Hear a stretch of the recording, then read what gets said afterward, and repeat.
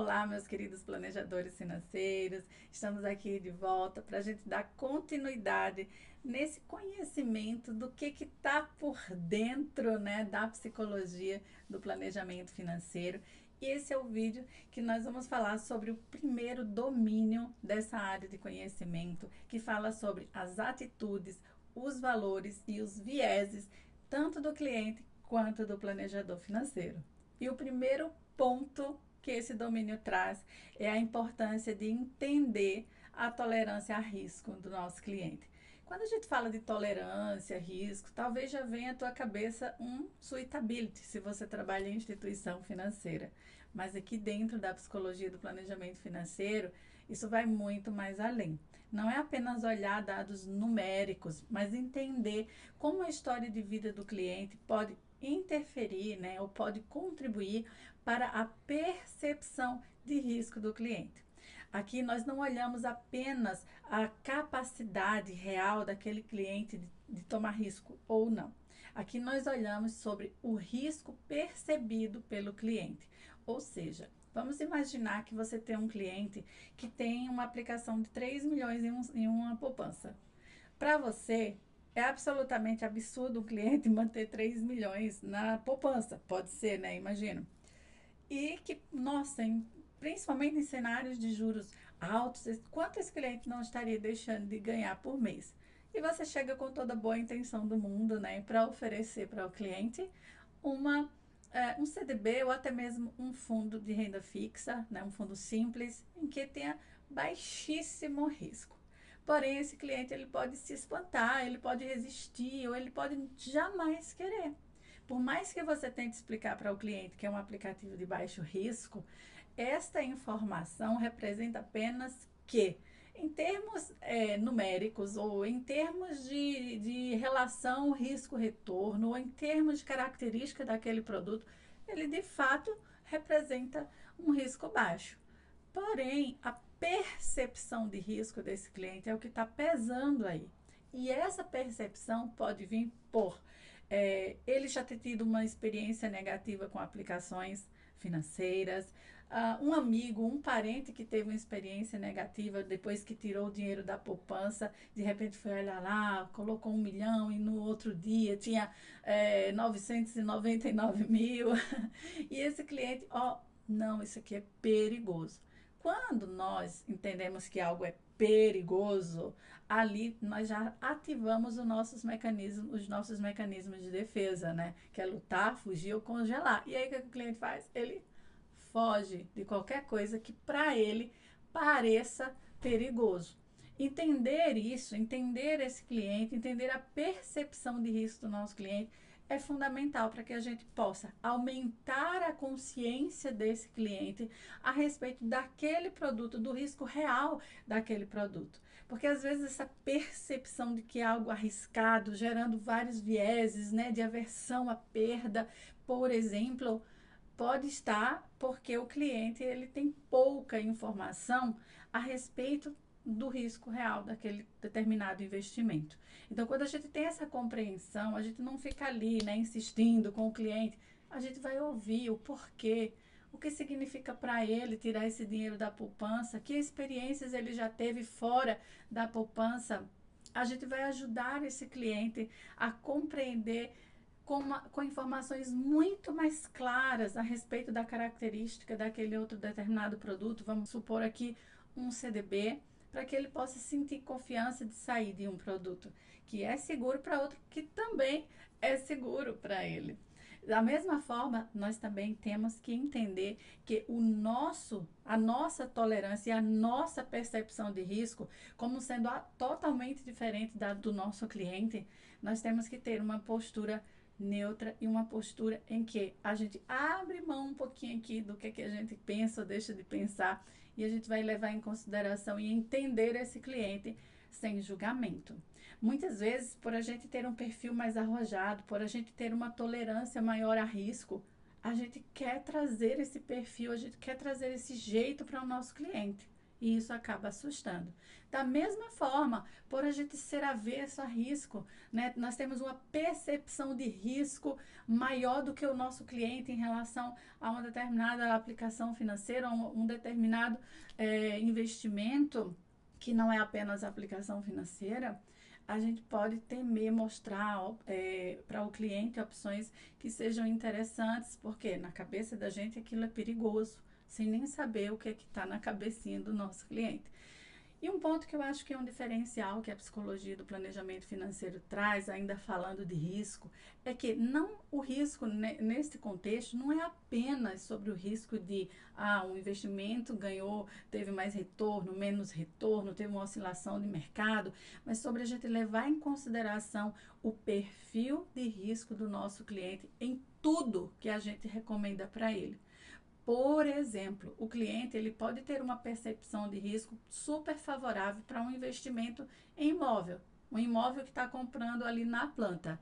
Porém, você como profissional, você vai ter, mas pode ser que você tenha mais informação do que esse cliente sobre os riscos do investimento, o risco da construtora falir, o risco de ter algum problema legal na construção, o risco de faltar verba ou qualquer outro risco que é muito comum acontecer com imóveis na planta.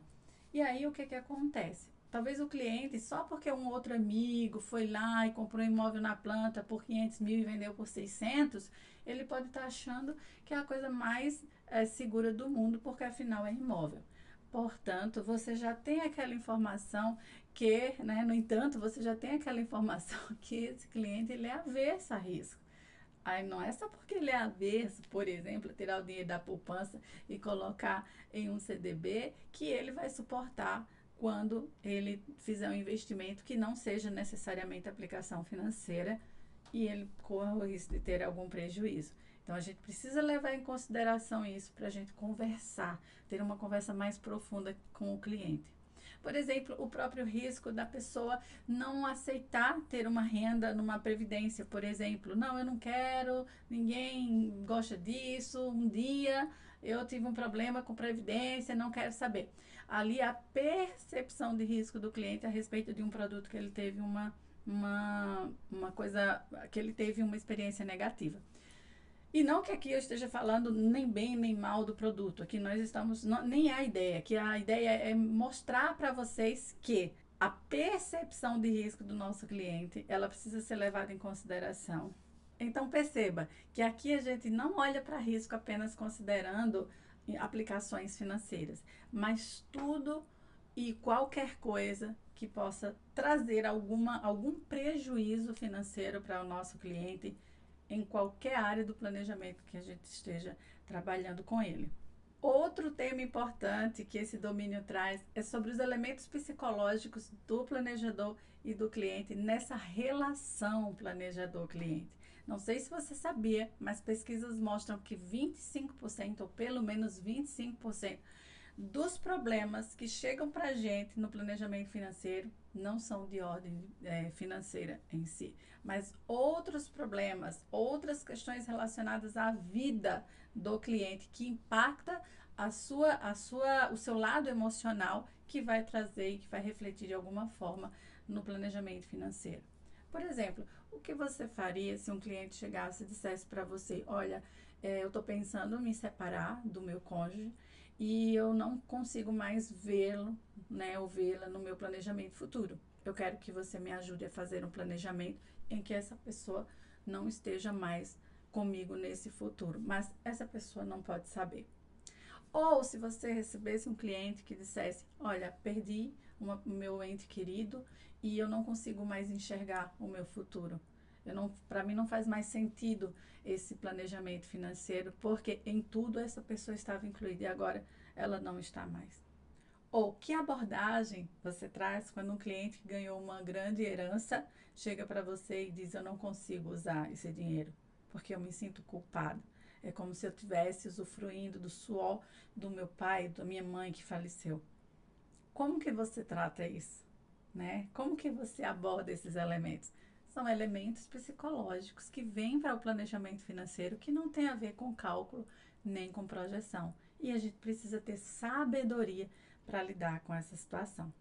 Fora que, além dos elementos do cliente, ainda tem o nosso. Que momento de vida que a gente está vivendo, por exemplo, que de repente acontece de você estar vivendo algo parecido com o que aquele cliente está vivendo. E a gente pode ter uma identificação maior do que a que seria necessário, enviesando o nosso trabalho. Ou a gente tem um preconceito com aquela forma do cliente lidar com o dinheiro, com a forma como o cliente conduz as suas finanças em momento de crise ou de estresse, porque a gente faz diferente e a gente acabar forçando a barra do cliente para fazer algo do nosso jeito, e isso, em vez de gerar conexão e uma relação duradoura, a gente pode afastar o nosso cliente. Outro ponto-chave do domínio 1 da psicologia do planejamento financeiro fala sobre valores e sobre metas do cliente. Não sei se você sabia, mas tem pesquisas que mostram que o cliente ele é mais feliz quando ele está vivendo de acordo com os seus valores e quando ele está usando o seu dinheiro para algo que o leva, o conduz para viver os seus valores. E se a gente não fala de valor, como que a gente vai conectar o dinheiro do nosso cliente ao que é mais importante para ele? Você já chegou a perguntar para um cliente, logo no início ali do atendimento, o que mais você valoriza na vida? O que é mais importante para você? Quais são as 3 ou as 5 coisas mais importantes para você? E a partir daí você construindo essa relação e lembrando, né, a ele quando ele está se desviando dos seus valores, do que é importante para ele, a importância de alinhar o planejamento financeiro para isso que é importante para ele. Também é importante lembrar como a cultura e a identidade dos nossos clientes moldam a sua relação com o dinheiro, as suas decisões financeiras e como a nossa cultura também pode estar ali, né, deixando a nossa marquinha na hora que a gente vai entender ou não esse cliente. Deixa eu te dar um exemplo que eu vejo muito no atendimento com planejadores financeiros. Aquele planejador que às vezes fica incomodado, já fez tudo que é coisa para organizar a vida do cliente, mas quando vai olhar, o cliente dá 10% do salário para a igreja, ou o cliente tem um percentual relevante que é para ajudar ONGs, instituições de caridade. Se isso te incomoda, pode ser que os teus valores e a tua cultura já esteja aí em um processo de contra-transferência com o teu cliente. Porque tem pessoas que elas têm valores religiosos muito fortes. E nós, como profissionais, não estamos aqui para colocar os nossos valores à frente do cliente. Se o cliente ele tem uma cultura coletivista, por exemplo, que são pessoas que elas tendem, né, a direcionar aquilo que é importante para elas, para doações, para caridade, para a igreja, ou seja lá o que for, que o dinheiro dela está mais voltado para contribuições ali no coletivo, então isso é um fator importante para ela, e isso pode ser inclusive usado a favor do planejador e do planejamento financeiro para ajudar esse cliente. E se em vez de você ficar se preocupando ou tentando ali conduzir para o cliente dar um jeitinho de se livrar daquelas contribuições, você fortalecesse isso, você validasse isso e dissesse: nossa, cliente, como eu percebo que você é uma pessoa altruísta, como gosta de ajudar as pessoas, mas eu estou vendo que o teu orçamento a qualquer momento pode impedir de você continuar vivendo esse valor que é tão importante para você. E se a gente conseguisse fazer aqui alguns ajustes para que momentaneamente você possa contribuir menos, mas favoreça para que você contribua por muito mais tempo. Aquele cliente que pega 10% do salário e dá para a igreja, né? Como pode 10% do salário para a igreja?